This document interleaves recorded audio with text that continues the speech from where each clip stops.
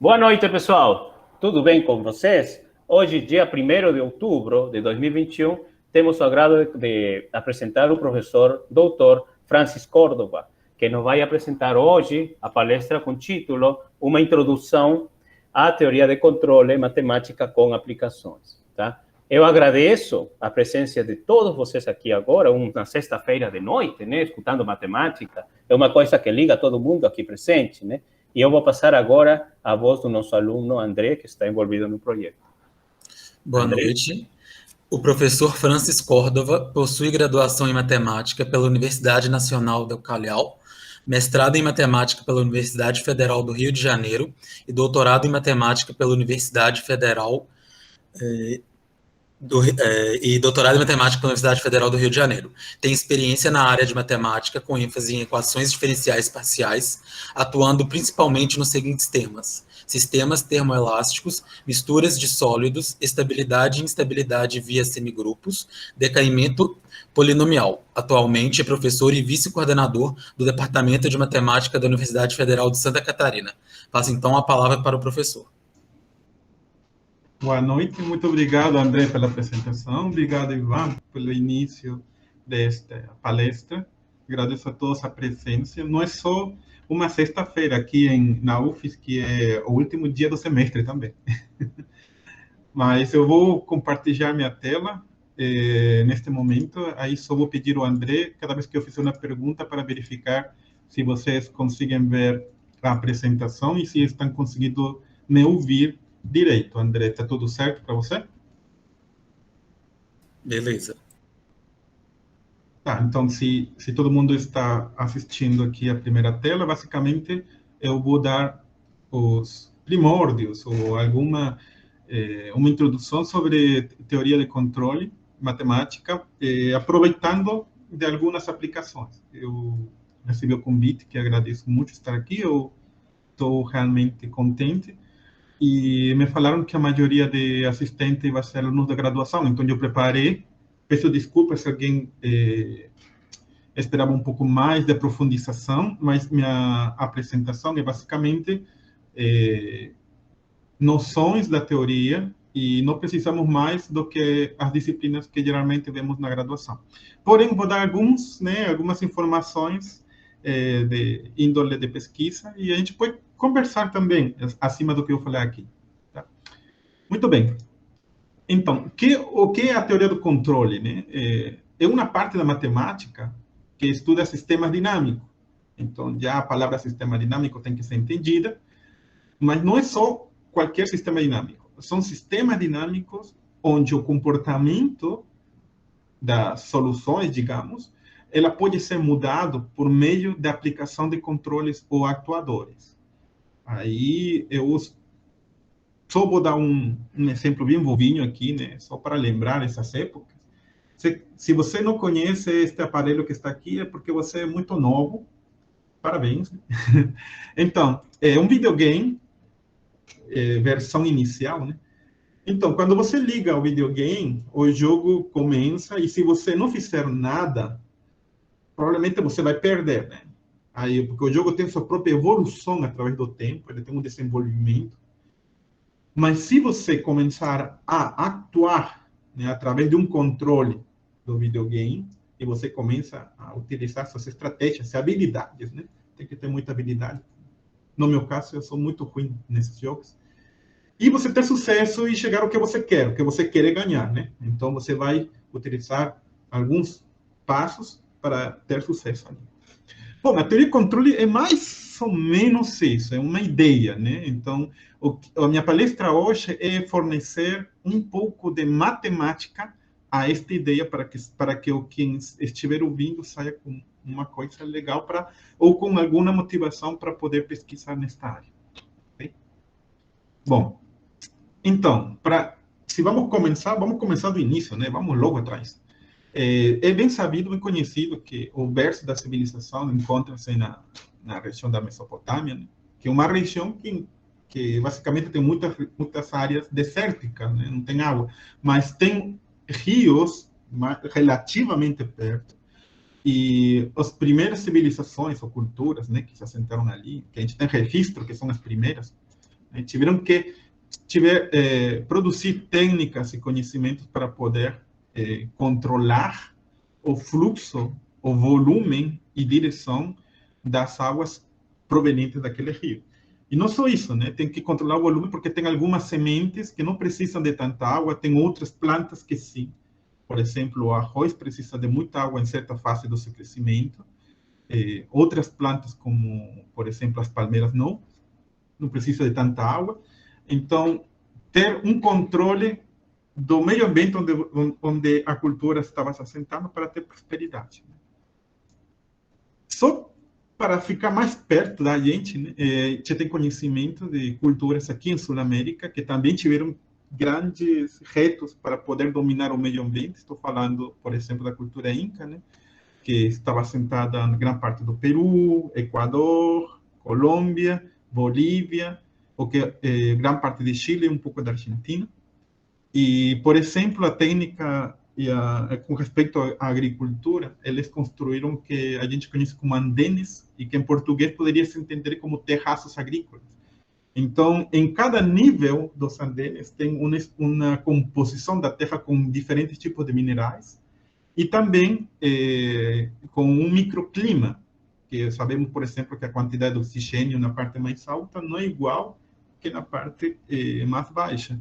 Então, a seleção de sementes que eles tinham que fazer estava também vinculada à irrigação dela, ou seja, tinha que fazer canais para que a água que estava na parte superior da montanha chegasse em todos os níveis, mas de forma adequada, e dessa forma eles conseguiam diferentes tipos de vegetais ou de plantas, né, crescendo em diferentes tipos de climas ou de composição de terras, e assim ter, digamos, sempre produção, né, de alimento em qualquer época de ano e também em qualquer lugar do Peru, por exemplo, né? Tem lugar do Peru que o clima é mais cálido, lugares que é mais frio e lugares que o ambiente é um pouco mais de selva. Então, em todos esses diferentes lugares estavam, por exemplo, representados nestes andenes, né, como se fosse um laboratório de agricultura, onde eles poderiam fazer essa seleção de sementes.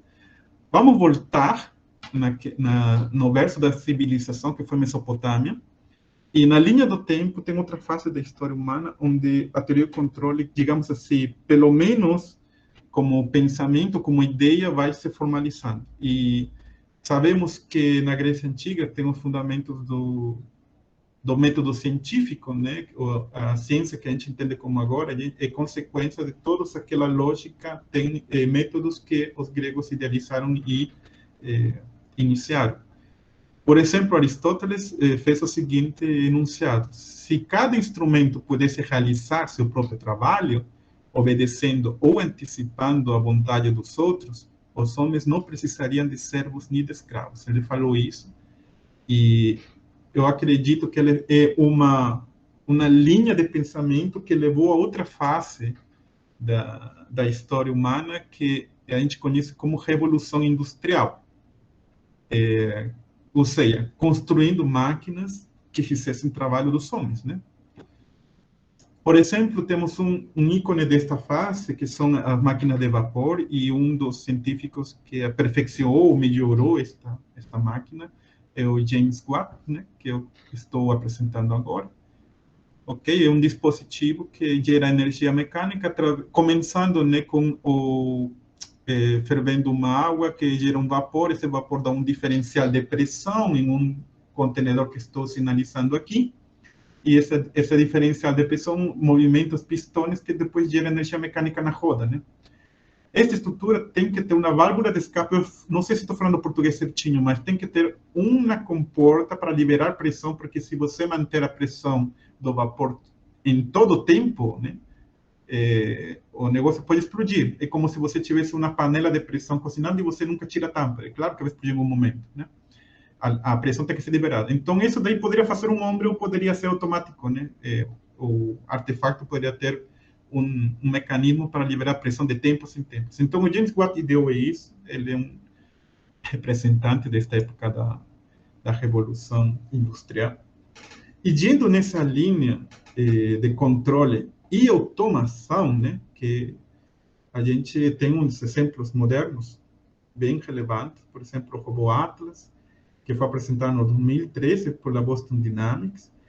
As últimas notícias que eu estava lendo agora neste ano é que esse robô foi evoluindo e neste ano ele consegue, por exemplo, correr sobre terrenos acidentados, correr com movimentos quase humanos, né? Como você está vendo ali, ele está composto, né, por os braços e os pés têm algumas partes hidráulicas para poder fazer os movimentos. Ele tem na sua composição vários sensores de movimento, de som, que permitem o algoritmo dele fazer ou resolver os problemas que ele tem no caminho, como, por exemplo, saltar, né? Fazer esses saltos. Então, a teoria de controle tem todas estas aplicações, fazendo um resumo rápido. Então, desde o berço da civilização, entendendo de que o homem tem uma tendência natural de controlar o meio onde vive.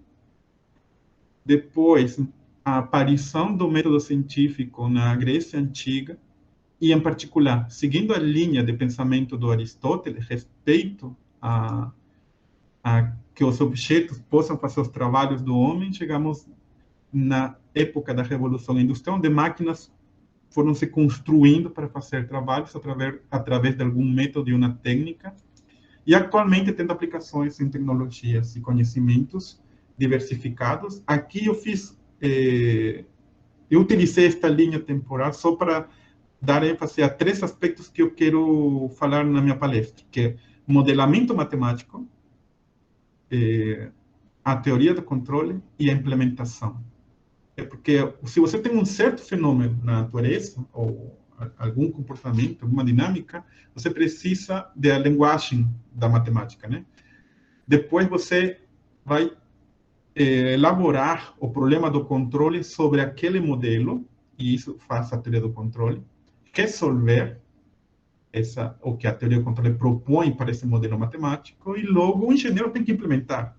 Se existe, por exemplo, controle para o sistema dinâmico, o engenheiro tem que idear que dispositivos construir para obter o desejado, né? Basicamente, é essa linha que eu escolhi para esta apresentação. Então, o que eu tenho que falar primeiro é sobre o sistema dinâmico contínuo, porque existem vários tipos de sistemas dinâmicos, tá?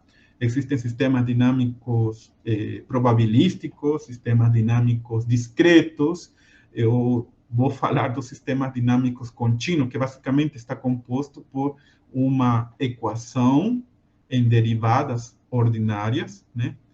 E precisa ter a evolução através do tempo, onde a minha variável a ser controlada, estou denotando como um x de t, que geralmente pertence a um espaço vetorial, que eu denotei como x maiúsculo.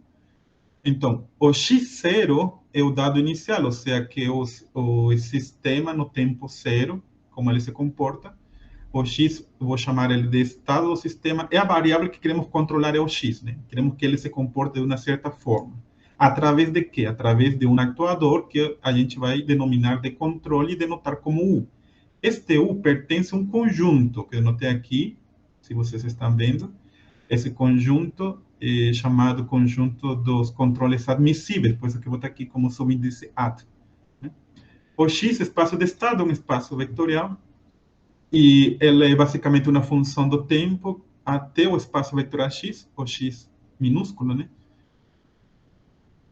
Bom, matematicamente falando, um sistema dinâmico com controle foi mais ou menos descrito no slide anterior.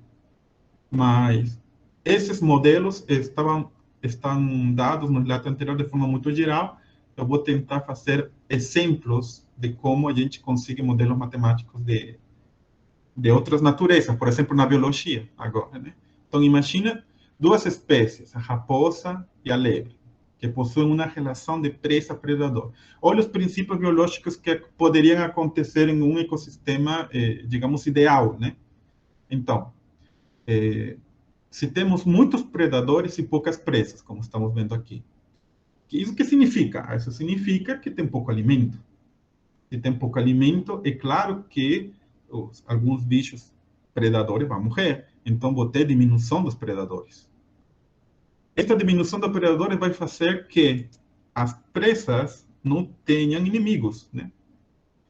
Então, vai ter um aumento de presas. Este aumento de presas gera, é claro, agora temos muito alimento, então ele gera uma tendência, e a tendência é o aumento dos predadores. Este aumento de predadores provoca uma diminuição de presas, como já falei, e chegamos ao momento inicial que é muitos predadores e poucas presas. Este daqui é um ciclo, né? Um ciclo.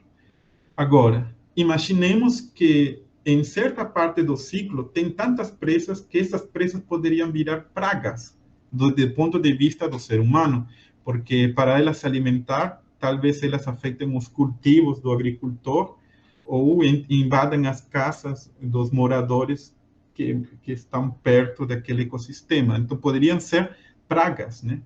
Ter muitas presas poderia se converter em pragas. E eu preciso, naturalmente, de um controle da praga, né? Quando, do ponto de vista do ser humano, preciso de um controle, né? Um controlador para controlar a população dela. Mas não é qualquer tipo de controle, né? Porque eu quero que não exista extinção da outra espécie também. Então, essas ideias que aparecem na biologia, por exemplo, na teoria de controle populacional. Agora, o modelo mais famoso, assim, mais conhecido, inclusive na graduação, a gente pode ver, é o modelo de Lotka-Volterra para duas populações, e ele está dada com as seguintes equações diferenciais. As soluções, elas vão trazer aquele processo cíclico que eu expliquei anteriormente. Digamos que o slide anterior é produto do científico em biologia. Este sistema de equações é o modelamento que o matemático faz tentando representar aqueles princípios biológicos. Esta estadística que está aqui, digamos que é informação ao longo do tempo que a gente poderia colher, né, para poder ver que relação existe entre o modelo matemático, entre o que existe na natureza e as leis biológicas, né, uma interação dos três pontos de vista. Mas, tudo bem, o modelo de Lotka-Volterra, ele tem duas variáveis, obviamente, uma, o X, que é para a população das presas, o Y, para a população dos predadores, ok? E vemos que tem muitos coeficientes, né? Vou tentar falar um pouco deles. Este coeficiente aqui, A, ele é o coeficiente de crescimento das presas. Então, ele é um número positivo, ele afeta positivamente a equação das presas, que seria a primeira equação. O coeficiente V, ele é o coeficiente de decrescimento dos predadores, né? Então, ele aparece aqui como menos V, porque ele afeta negativamente, né, a população dos predadores. O C seria o coeficiente de morte das presas por predador. A interação, né, quando esses dois bichos se encontram, então afeta negativamente nas presas e afeta positivamente nos predadores, né? Porque, obviamente, quando eles se encontram, o predador está se alimentando, né? É basicamente isso. Então, eu tenho esse sistema de Lotka-Volterra, ok? Mas agora, como que ele vira um problema de controle? Então, esse daqui é o que a gente chamaria de sistema dinâmico, as soluções, o conjunto de todas as soluções deste sistema de equações, a gente pode chamar de sistema dinâmico. Ele evolui no tempo. Se eu fizer uma mudança de variáveis do seguinte estilo, eu vou definir o z como o x, y, que são as espécies. Então, o z ponto seria as derivadas, que são as taxas de variação, e o f de z e de t seria o campo vetorial, okay, deste DO.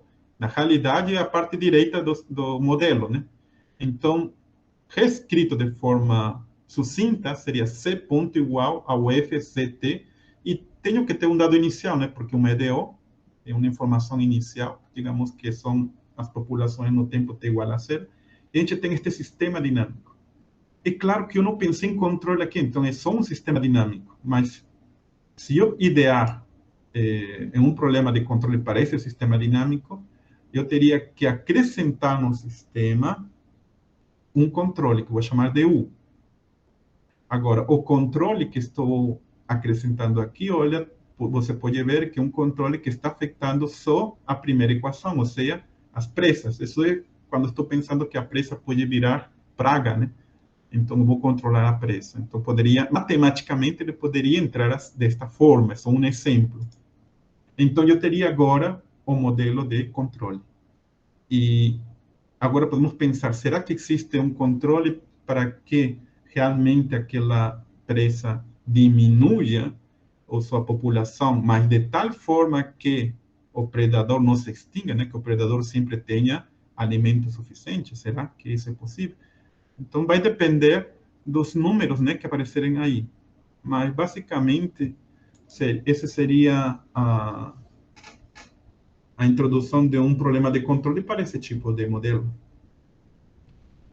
Bom, queria trazer para vocês também outro modelo, né? O modelo de um circuito RLC. Ele utiliza, por exemplo, pode ser usado para selecionar e amplificar o sinal de alguma rádio, né? Talvez você quer sintonizar um certo sinal de rádio, né, para ouvir a música. Eu não sei o que está de moda agora, mas acho que a maioria tenta ouvir sertanejo por ali, né, ou por aqui, em algum lugar do Brasil. Forró, sertanejo, rock, não sei. Bom, então, o sistema de equações, mas na realidade é uma equação que é resultado do, se não me engano, do teorema de Kirchhoff e também da lei de Ohm, considerando R resistor, o C capacitor e L indutor, né, sendo eles como constante, e somente a intensidade de corrente como variável ou incógnita, que seria o V, a gente tem esta EDO igual a zero, sendo porque não tem nada alterando o sistema, ou seja, seria um sistema sem controle, um sistema dinâmico, simplesmente, que pode ser escrito de forma matricial, fazendo uma mudança de variáveis. Bom, eu vou explicar melhor como que é esta mudança de variáveis. Aqui temos o nosso modelo matemático, uma EDO, de segunda ordem. Então, é o seguinte, denotemos como V ponto, como V ponto, né, a derivada de V a respeito do tempo, e o Z seria, então, um vetor bidimensional, sendo como o V e o V ponto. Dessa forma, a matriz A, ela está composta por estas constantes, você pode ver aqui. Esse daqui seria a matriz A, esse daqui seria o vetor Z, e esse daqui seria a derivada do vetor Z. Então, a gente deu um modelo de sistema dinâmico da seguinte forma: Z ponto igual a Z com um dado inicial, né? Este A seria uma matriz de constantes, que você pode ver aqui. Bom, se considerarmos, então, esse é a rádio, né? Se considerarmos, então, introduzir um sinal, também, na área de engenharia, o controle é chamado também de sinal ou informação de entrada. Então, se considerarmos sinais de forma arbitrária, né, que vão perturbar o sistema, o nosso problema de controle seria escrito desta forma, onde A e B são matrizes. Certo? Então, aqui, a gente teria o nosso modelo matemático para um problema de controle associado ao RLC, que eu expliquei no slide anterior, por exemplo. Bom, este último modelo é um sistema que a gente chama de sistema linear, um sistema de DO linear. Isso porque as nossas variáveis são incógnitas, estão afetadas de forma com matrizes. Este A e B são matrizes, e por isso que esse sistema daqui é linear. Também tem outra característica aqui que é importante ressaltar. Os controles, elas estão caindo em RM, e os estados estão em RN. Isso por causa de que A e B são matrizes. Então, elas agem em vetores e levam de vetores para vetores, né? Por isso que a gente tem esta notação aqui. E RM e RM são espaços vetoriais de dimensão finita. Então, por enquanto, estou falando não só do problema de controle, sino também do problema de controle em dimensão finita. Muito bem. O que é o problema de controle desde o ponto de vista matemático agora? Vamos a formalizar, né? O controle de um objeto, que no caso é o y, né? Ele parte de um y em zero, que é o y sub zero. Então, significa influenciar a solução do sistema, né? esse comportamento a fim de alcançar um objetivo desejado, que vai ser escolhido previamente, eu vou chamar de YT, porque vai ser no tempo T que eu quero que minha solução chegue, né? E como que isso vai ser obtido? Vai ter que ser escolhido um U adequado, ou seja, um controle adequado. E a pergunta é, será que existe esse U adequado para isso acontecer? Então, eu sei que eu tenho minha solução do sistema, ela vai partir de um dado inicial, que eu chamo de Y sub 0, né? É um dado inicial. Então, através do tempo, ele evolui. Evolui, evolui. A pergunta é, será que ele chega no tempo T para um Y previamente escolhido, que eu vou chamar de Y sub T? Será que ele chega? Porque ele poderia chegar aqui, né? Aqui. Ninguém me garanta que ele chegue aqui. Então, será que existe um controle U que eu vou escolher e vou colocar aqui de tal forma que, de fato, no tempo T, isso seja obtido? Então, o problema do controle é um problema de existência. Será que existe essa U? Que quando colocar no sistema como um perturbador, eu consiga chegar no tempo T a este vetor final? Vou chamar isto de vetor inicial e de vetor final, né? Então, antes de... Por enquanto, sou de ideia, né? Ainda estou dando ideias. Mas já é conhecido, ou pelo menos você pode ver no livro de graduação, que se você tiver um sistema DDO desta forma, como número 1, a solução está aqui. Isso daqui é consequência da fórmula de variação dos parâmetros. Ou seja, para cada U que você tiver aqui, a solução do sistema pode ser escrita desta forma, sem nenhum problema. Então, já está dado.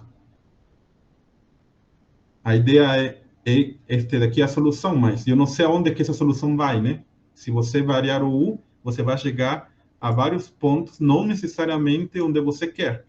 Então, você quer garantir que o objetivo final seja atingido no tempo T. Então, deve ter algum critério, né? Deve ter alguma hipótese que me garante isso. E isso é o que trata os teoremas seguintes. Então, retomando. Um problema de controle, então ela tem uma solução dada por esta forma. Eu vou considerar o espaço admissível de controles como ele infinito. Né? Ou seja, ele infinito não se faz problema que não conhecer, são funções, assim, pensa em funções limitadas só.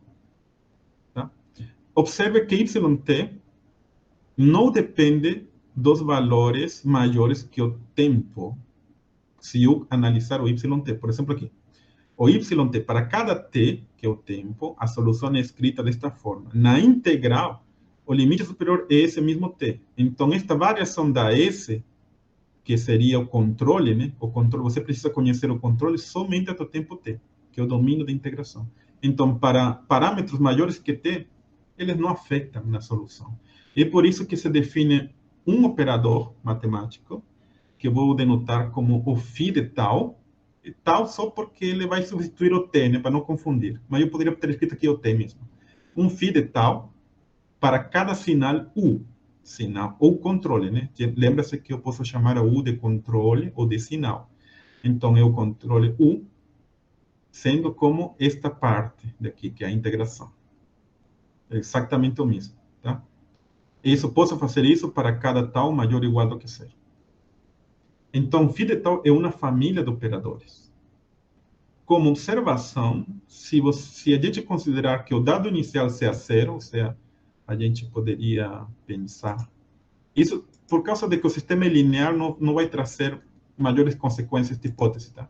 Se você pensar que o dado inicial é zero, por exemplo, o y de t, que seria y de t, coincide com o valor desse integral, que seria a φ de t em 1, certo?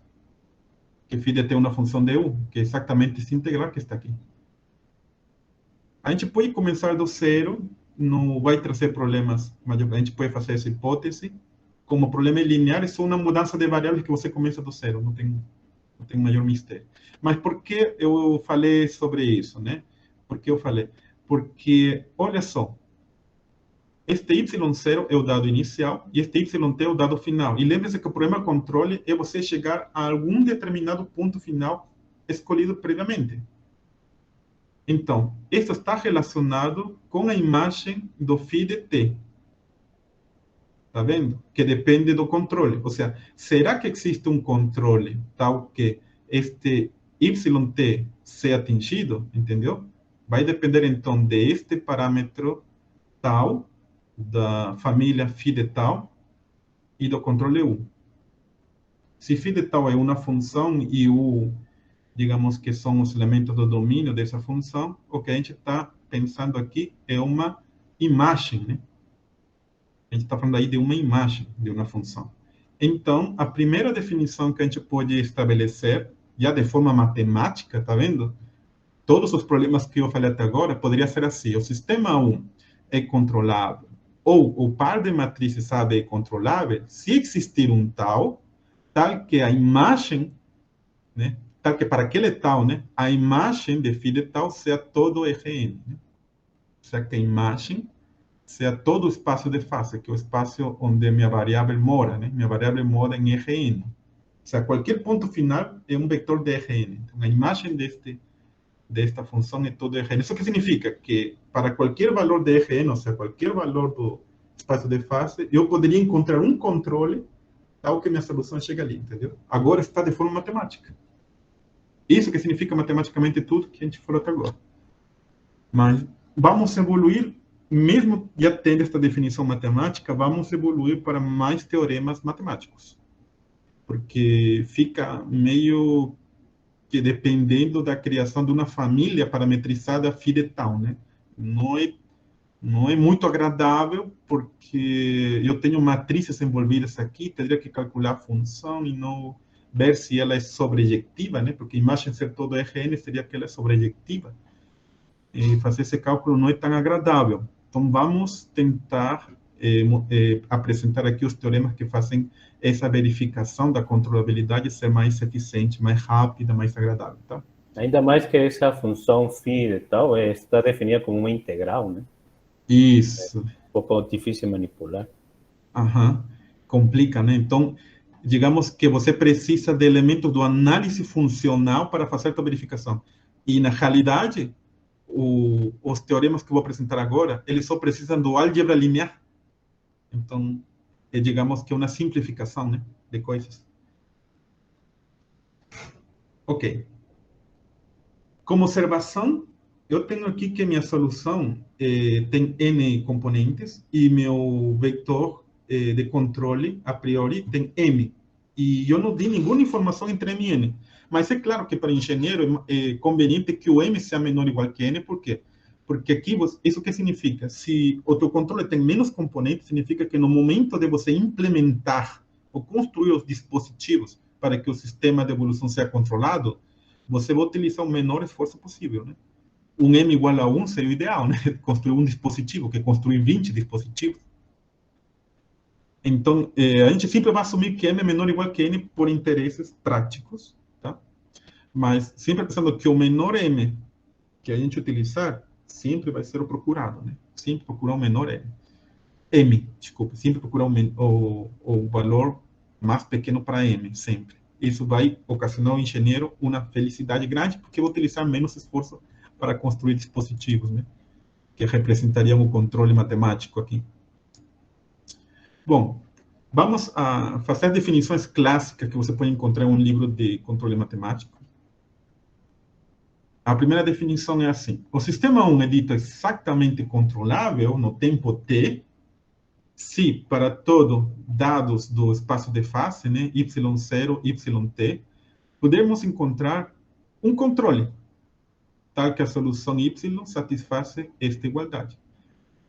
Tá vendo? Já está ficando melhor, né? Porque meu português não é muito eficaz, né? Mas aqui, quando está escrito, eu acredito que está ajudando vocês a entender com uma maior eficácia do que eu falo realmente.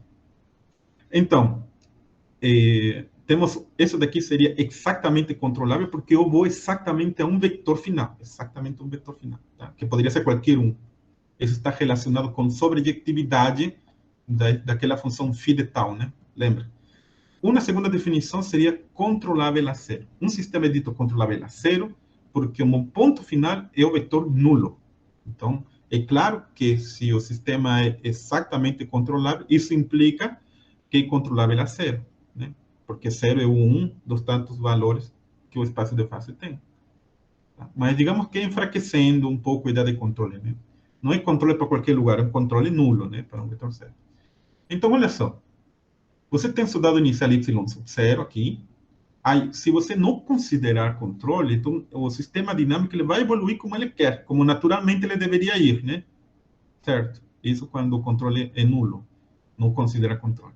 Agora, se o sistema é exatamente controlável no tempo t, significa que vai existir um controle que vai modificar o comportamento da solução e ele vai te levar exatamente até o ponto y de t, que você escolheu previamente, né? E no tempo t, entendeu? No tempo t, chega no y t, neste vector final.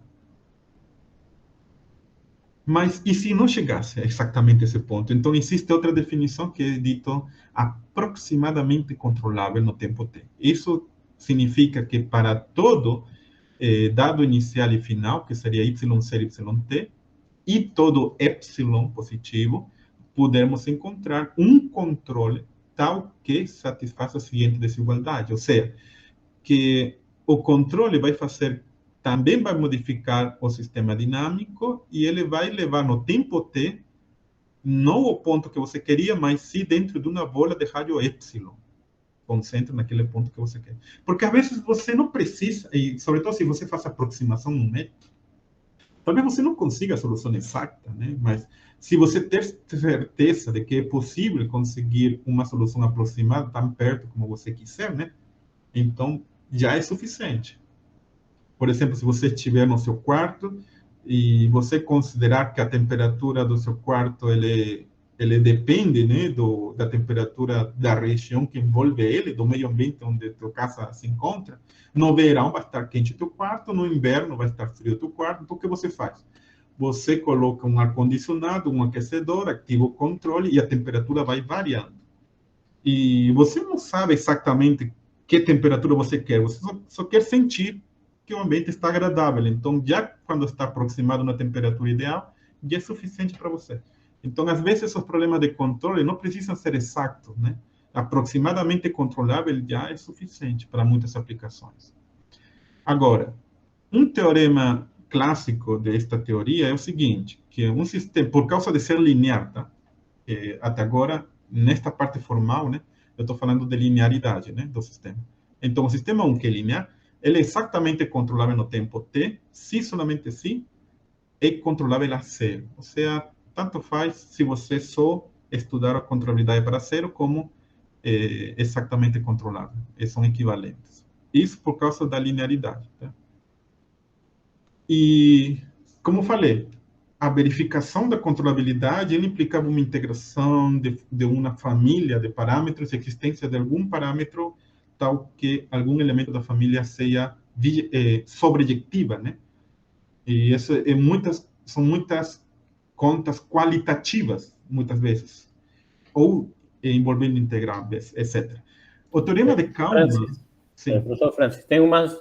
A Kátia está perguntando aqui no bate-papo. Uhum. Fez algumas perguntas já, que se você puder ver. Pode ser. Uma pergunta é que se o M é chamado controlador. M é a dimensão do RN, né? E da última definição que você colocou, aproximadamente controlável, seria equivalente a satisfabilidade lógica? Existe algum valor que satisfaz essa expressão? Bom, eu não conheço as equivalências, assim, pelo que eu li, eu estudei, não encontrei essa definição relacionada ao que você falou. Agora, com respeito à primeira pergunta do controlador, o U é o controle, né? O controlador, geralmente, a gente chama do VDU. Vou até retroceder aqui. Vou retroceder aqui um pouquinho. Aqui. Então, esse V é uma matriz. Agora, o VDU é o que faz o efeito controlador, né? O produto VDU. Mas como V é uma matriz de constante, então, na realidade, depende do controle, né? Que é U. Então, a gente foca na existência do controle U, mas a parte que controla o sistema é o produto, de fato, VDU. Tá? esse produto. Só que essa B é uma matriz de constante, então não tem muita coisa para analisar. Agora, a gente fica assim, o fenômeno ou propriedade de controle deveria depender das matrizes A e B e somente delas. Né? E é isso que o teorema de Kalman dá. O teorema de Kalman diz, tá, na equação você tem um sistema dinâmico, aí você vai ter um fator controlador, né? O fator controlador seria o B de U, onde o U é o controle, então você só precisa analisar o V, que seria a matriz B e a matriz A. E ele dá uma equação que provém da álgebra linear, ok? E é a seguinte, que o posto deste matriz de matrizes, porque isso daqui simplesmente, pensa assim, todo isso é uma matriz, só que uma matriz grande, tá? Aqui, na parte esquerda, é a matriz V. Aí você coloca os elementos da matriz produto AB. E assim você vai colocando, até colocar o produto da matriz AN-1 vezes B. Então, é claro que é uma matriz de muitas colunas, né? Uma matriz de muitas colunas. Estas colunas estão dadas pelos produtos, né? Mas tem poucas linhas. E estas linhas são N. Não sei se você dá para... A matriz B é uma matriz de N por M. O controle U está em dimensão M. E M é fixo. Então, o M não poderia ser chamado de controlador. O U, que é chamado de controle, o produto VU, que é o controlador do sistema, né? É a perturbação, que vai ajudar o sistema a modificar o seu comportamento. E o teorema de Kalman diz que este produto daqui, se ele for de posto N, se esta matriz formada pelos produtos fosse de posto N, então o sistema é controlável. E olha que aqui, analisar o posto destas matrizes, ela não depende do tempo. Então, o teorema de Kalman, ele nos dá mais coisas ainda muito bacanas, que seria que o sistema 1 ser controlável, né? Se ele é controlável em algum tempo, ele será controlável em qualquer tempo, na realidade. Em qualquer tempo. Eu não consegui responder a segunda pergunta, Ivan, porque eu não tenho conhecimento daquelas definições, tá? Que ela mencionou. Mas do primeiro, eu acho que eu consegui absorver, certo?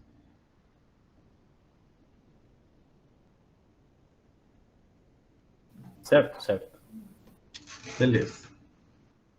Eu acho que tem para ativar o sininho. Se, quando eu vir o sininho, eu paro minha fala. Tem, que ele faça um barulhinho, né? Mesmo que não tenha microfone, pelo menos a gente dá uma olhada no chat quando tiver aquele sininho. Ok. Como observação, então, diremos que um par de matrizes AB controláveis se vale esta equação 2, tá? Já que, como são equivalentes, ser controlável é equivalente à equação 2 ser verdade, então, como consequência, o par de matrizes vai ser controlável se essa relação 2 é satisfeita. E esta matriz grande é chamada matriz de Kalman, também na bibliografia, tá? Quando você ver livros de teoria de controle. Sobretudo em quem faz engenharia, um curso de sinais, eles veem muito isso aqui.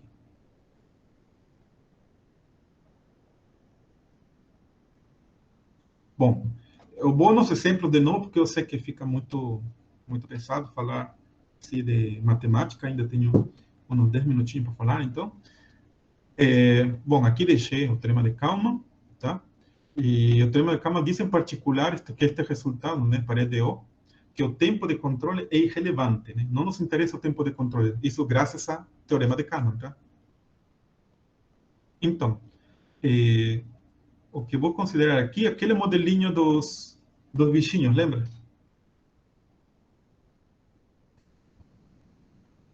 Só que eu vou simplificar esse probleminha para ter melhor domínio da exposição.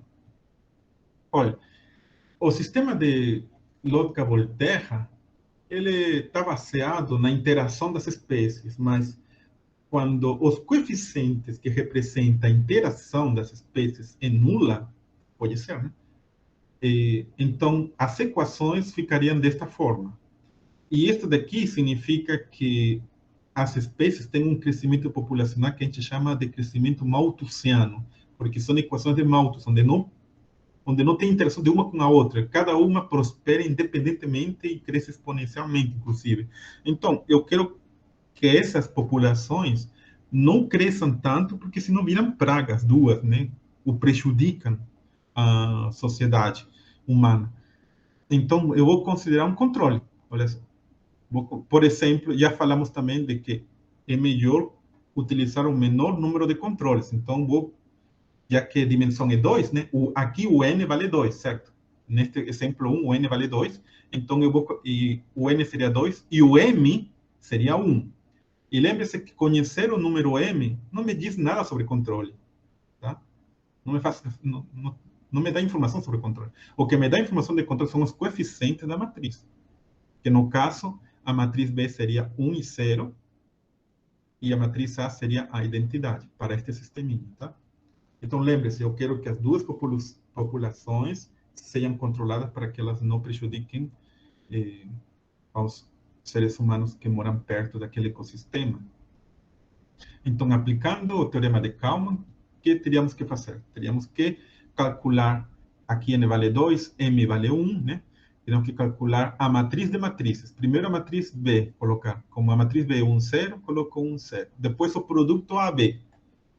Como há identidade, então AB vira o mesmo B, então seria 1, 0, né? Aí, pelo teorema de Kalman, o sistema não é controlável. Por que o sistema não é controlável?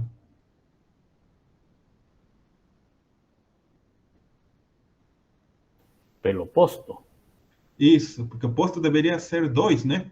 N vale 2 aqui. Mas no caso, o posto aqui é 1. Tem uma linha cópia da outra, né?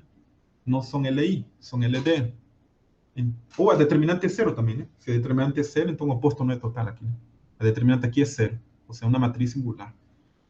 Bom, tem vários. Você está vendo que só álgebra linear, né? Já não precisa estar analisando fio, tal e todas essas coisas. Já com isso daqui, você tem certeza de que o sistema não é controlável.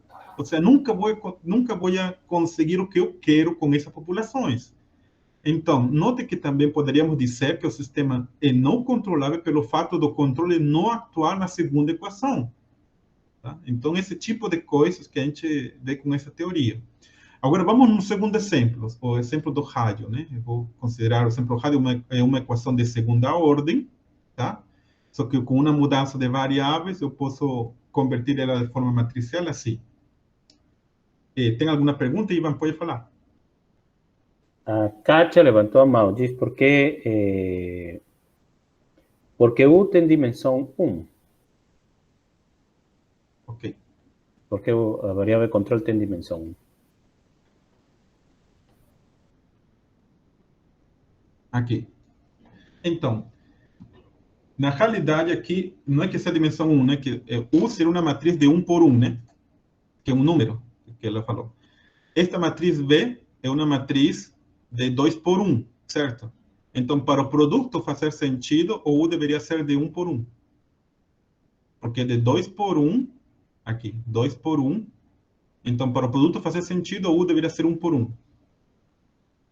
Certo? Aí eu coloquei um controle isso aqui. Agora, se eu quero que por isso que o controle só ficou de dimensão 1, né? Como ela falou. Para fazer sentido aqui o produto. Mas eu poderia modificar de outra forma aqui. Por exemplo, teria que colocar uma matriz de 2 por 2 para B, e aí eu utilizar um controle de dimensão 2, entendeu?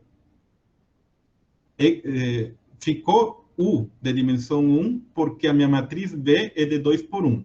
Se eu quero dois controles, ou seja, U1 e U2, eu deveria utilizar aqui uma matriz B de 2 por 2.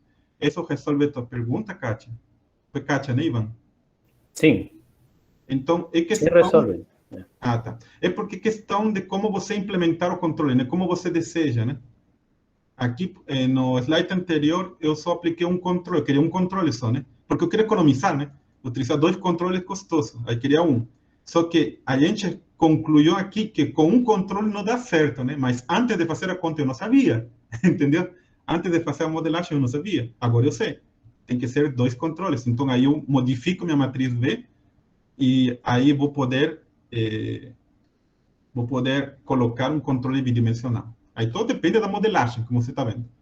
Aqui, por exemplo, aqui é unidimensional por causa da natureza da equação, entendeu? Olha, aqui é só uma equação, claro, de segunda ordem. Então, aqui meu controle é unidimensional por natureza. Eu não estou colocando ele assim com poder de escolha. Tem que ser unidimensional porque é uma equação, né, de números, estamos vendo. Só que na mudança de variáveis, eu provoco que o sistema seja de 2 por 2, onde o V é uma matriz de 2 por 1.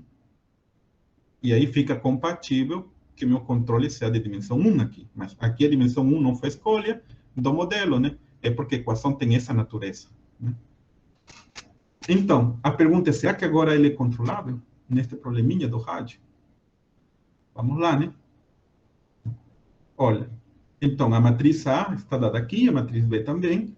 Seria, a matriz de Kalman estaria composta por N vale 2, né? Então seria V, AB, só que V é 0, 1, beleza. AB, eu multiplicar esta matriz A com V e dá 1, 0. Quanto a determinante disso daqui? A determinante é menos 1, que é diferente do 0. Então o sistema é controlável porque o oposto é 2. Que são os vetores canônicos, né? O I e J bidimensional. Então, já sabemos que são LI. Se é LI, então é controlável. Aqui, o oposto desta matriz de Kalman vai dar 2, né? Porque N é igual a 2, entendeu?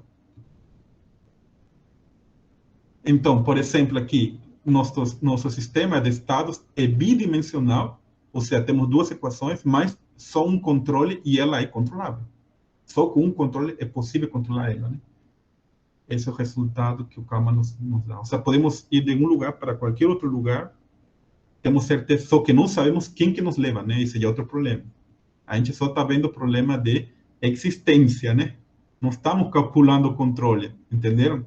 Estamos estudando a existência do controle. A gente só tem certeza que existe. Não estamos calculando ele. Isso já dá outra técnica, tem que utilizar gramianos, são outros tópicos que poderia ser outra palestra, né? Então, as matrizes... Eu ia te perguntar, já tem o controle, cadê o controle, né? Tem alguma expressão, naqueles exemplos, tem a expressão exata do controle? Porque é uma integral. Então, sim, o controle pode ser calculado através de uma integral, mas aí você precisa de reescrever aquela família phi de tal. Essa definição pode ser reescrita através dos gramianos, que são matrizes geradas por A e B, ou seja, é possível calcular. Só que, assim, pelo que eu li, calcular o gramiano é uma coisa, assim, numericamente, computacionalmente, inclusive a mão, é muito difícil calcular o gramiano, porque é integral de produto de matrizes. Sim, acredito, né? Inclusive participa a exponencial da matriz, porque a solução de uma EDO é uma exponencial, né?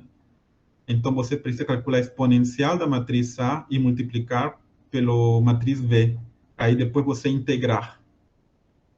Mas tem uma forma de calcular o controle, só que é bem difícil. É por isso que se utiliza outras técnicas que posso falar aqui no final, que é o método, por exemplo, o HUM, método de unicidade de Hilbert. Mas aí já são coisas de análise funcional, que é mais aplicado a EDP. Mas é aplicado pode ser aplicado a este contexto de equações diferenciais ordinárias para poder calcular o controle. Mas, como falei, meu objetivo hoje era falar mais da existência, né? Mas sim, realmente é outro problema. Calcular o controle é outro problema. Claro. Aqui o Felipe Fidalgo diz que é onde entra com força os métodos numéricos, né? Para apoiar nesse... Mas exatamente. Com essa existência já dá grande ajuda, né? Exatamente. Isso. Inclusive, vou falar mais agora, justamente ligando o que o Felipe falou. Porque, às vezes, quando a gente faz o modelo, a gente não chega, assim que você viu, né? Tem uns coeficientes e quando a gente faz um modelo, a gente não chega exatamente aos coeficientes do modelo. Às vezes, a gente calcula esses coeficientes de forma aproximada. Então, será de que eu posso admitir um erro na assunção, né?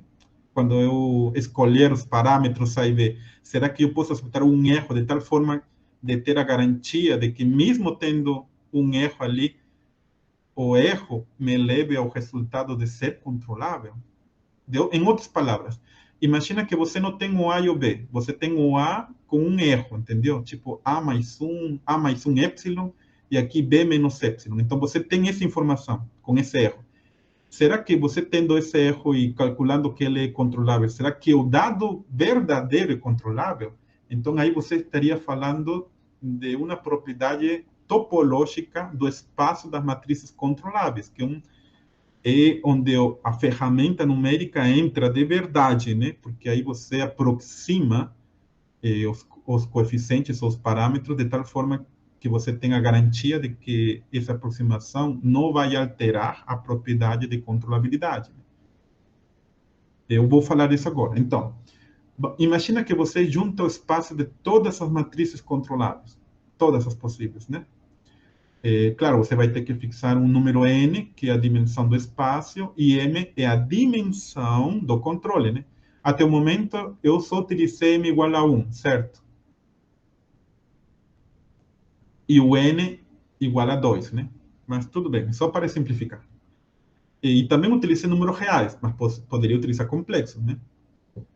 Então, tem um teorema que diz que esse conjunto de matrizes controláveis é aberto e é denso no espaço das matrizes. Olha que bonito. A gente pode explorar propriedades topológicas, né? E tem outro teorema, inclusive mais, se a gente vai para análise funcional, de que o conjunto das matrizes que não são controláveis, ele tem medida nula. Ou seja, se você integrar, né, sobre o espaço da matriz, você desconsidera as matrizes não controláveis e fica só com as bonzinhas, né, que seriam as controláveis. Você viu que trabalhar com matrizes controláveis é o ideal, porque ela te permite ir de um sistema, ela te dá a propriedade de que um sistema vai de um lugar para o outro, qualquer que você desejar. Bom, essas coisas você pode encontrar nesse livro aqui. Eu acho que eu não falei nas outras slides, mas eu sempre coloco a referência aqui na parte inferior. Então, falando sobre esse aspecto do método computacional, né? Então, às vezes, você poderia pensar assim: qual é a distância entre um sistema controlável AB, né, fixo, e o sistema não controlável mais próximo? Eu vou chamar como A2 e B2 como não controlável. Então, tem um rádio, sabe, que seria a menor distância. Como o espaço não controlável é fechado e aqui um ponto é compacto, você sempre pode conseguir essa distância. E calcular essa distância, que a gente pode chamar de rádio de controlabilidade, é um problema, assim, computacionalmente falando, importante, relevante. Tem muitos artigos estudando como calcular isso, sabe? Que isso daí é importante para a gente ter, digamos, confiança de que a nossa aproximação é boa. E esse teorema diz que, na realidade, esse rádio de controlabilidade, quando A e B é fixo, né, é o primeiro valor singular, o menor valor singular desta matriz aqui. Esta matriz é também chamada matriz de Autus, que está relacionada a um teorema de Autus, que não falei hoje, mas quem sabe em outra oportunidade. Então, aqui só estou calculando o mínimo dos valores singulares menores desta matriz, onde lambda é um parâmetro que vai variando entre os números complexos, né? Então, calcular isso computacionalmente é o que se trabalha hoje em dia. Digamos assim, técnicas computacionais mais eficazes cada vez para encontrar isso, né? Isso daí é importante, pelo que expliquei em tudo esta palestra, né? É importante saber a propriedade de controlabilidade, porque ela nos leva a sistemas dinâmicos controláveis, certo? E, bom, eu vou deixar por aqui a apresentação para ter espaço de perguntas, pode ser? Acho que eu falei a maioria de coisas que eu queria falar. Sim, tudo bem. Tá. Bem, muito obrigado, professor Francis, né, pela sua apresentação, e bem introdutória e bem ilustrativa. Me parece interessante isso de que você pode mexer equações diferenciais, né, neste caso, equações envolvidas de evolução, só olhando para a matriz, antes de saber o conteúdo, né, se você vai ter o sistema ou não controlável, só olhando para a álgebra linear, né? Exato.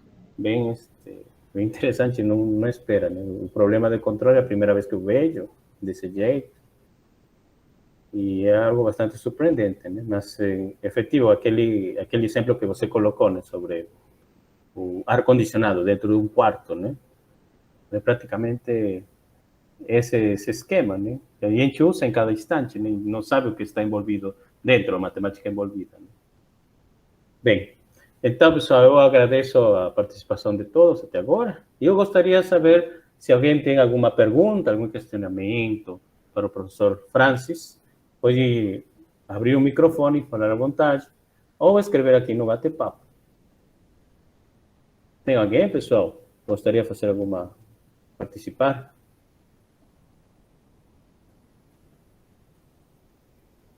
Aqui te estão dando parabéns, Francis. Ah, obrigado. Essa é a tua área Obrigado de... você pela paciência, eu me passei do tempo. Não, foi bastante interessante, realmente. Mas pelo menos teve perguntas no meio do caminho, né? E talvez isso compensou eu ter demorado um pouco. Sim, sim.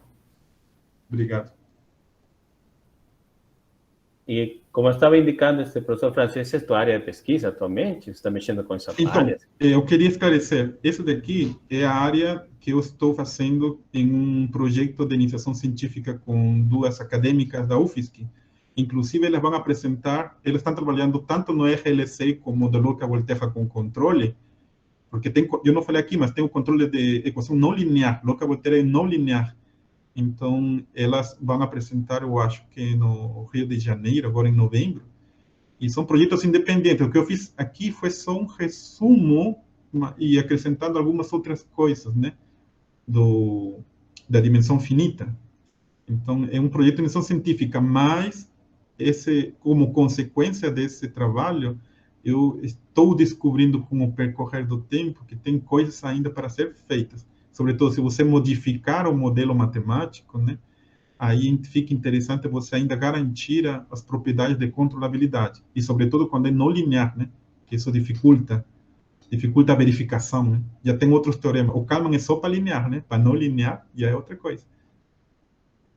Porque regularmente, bem, até onde eu conhecia, né, quando você tem uma equação diferencial, você estuda a solução, tem um ponto final e não interessa muito, tem um ponto inicial, né? E em aspas, né? Bom, eu não me interessei muito onde terminava, por um certo tempo, né? Agora, se interessar onde ele vai terminar e tentar forçar, entre aspas, né?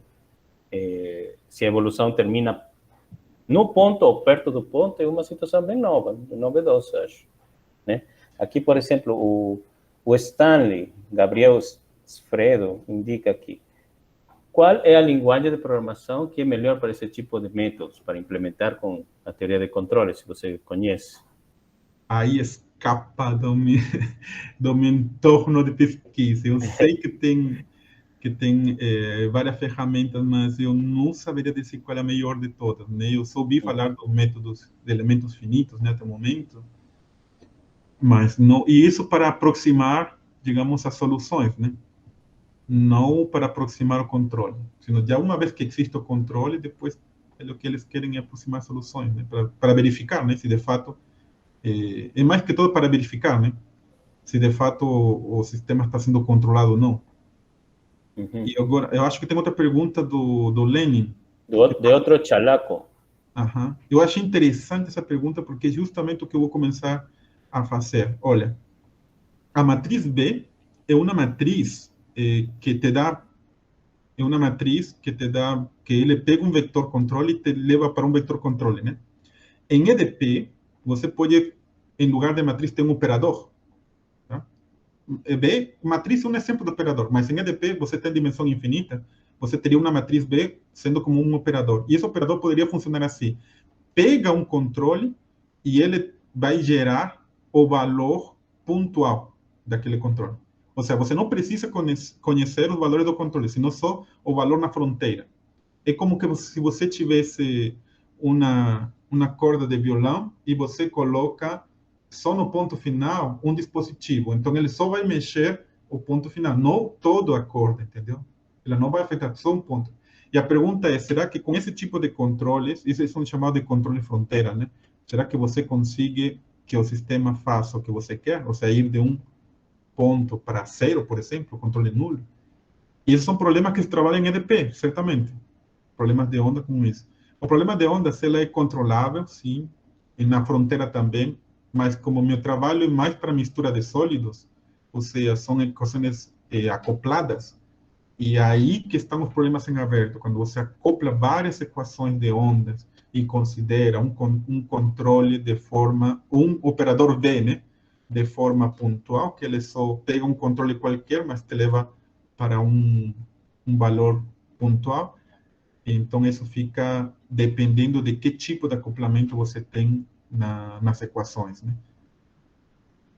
Eu trabalho mais sobre isso, então, por isso que eu entrei na teoria de controle, assim, deste ponto de vista, digamos, da CDOs, né? Para poder aplicar lá no futuro, algum dia, né? Poder aplicar lá.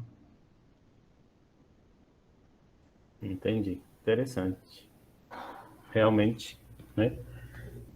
Alguém mais, pessoal, tem alguma pergunta? A Sônia Palomino respondeu a pergunta de Stanley, disse que existe um tool do MATLAB, né, que resolve e acessa ferramentas e também elementos finitos que são EDPs. Né? E essa questão de programação eu também não conheço. Agora, eu usei o MATLAB para meus exemplos, no sentido que o MATLAB tem um comando que, se você digita os elementos de uma matriz A e digita os elementos de uma matriz B, ele te diz se o par é controlável ou não. Só com um clique.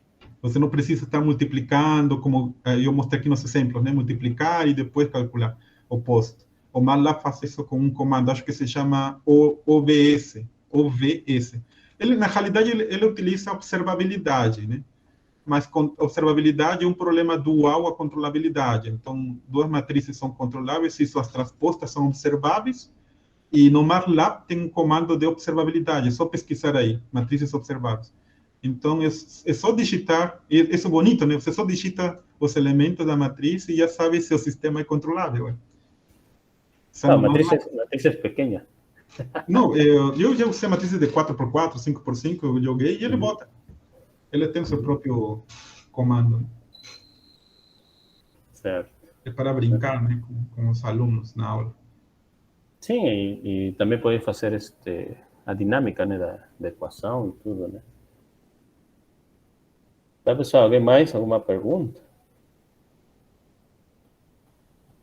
Bem, então, se não tem mais perguntas, tá.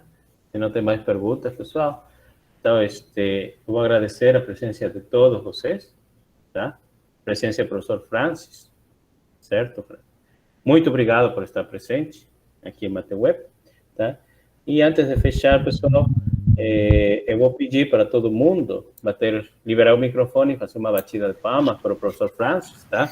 Pela grande palestra que ele deu. E para a próxima, vai apresentar as soluções, né? Agora, muito obrigado. A essência, está faltando a solução específica. Na realidade, eu com o Felipe Fidalgo e um grupo da UFES, que a gente iniciou um projeto em algum momento, que espero retomemos depois da pandemia, sobre em dimensão infinita. Ou seja, a controlabilidade em dimensão infinita, e trabalhar com o semigrupo, a exponencial de operadores que não são limitados, né? E aí existem outros teoremas que a gente estava estudando, e vamos ver se a gente retoma tudo isso, né, Felipe? A gente traz de novo. O próximo palestrante seria Felipe. Que com sorte saia um livro, né, também. A gente está... Um material bacana disso. E Banito, Michael. Obrigado, Ivan. Obrigado, Michael, organizadores, professores da Federal Técnica de Paraná. Muito obrigado a todos, tá? Tá, pessoal, muito obrigado por estar presente. Francis, fica um pouquinho mais, tá? Vou fazer o corte. E, então, pessoal, espere nosso novo convite na próxima palestra, tá? Que acontecerá em breve. Depois chegará um e-mail de convite, né, para todos. E, assim, Não esqueça de preencher o formulário para a presença e com a gente será até outra oportunidade. Muito obrigado a todos, pessoal, por estar presentes hoje, sexta-feira de noite, né? E agora, até a próxima. Muito obrigado, pessoal. Até mais.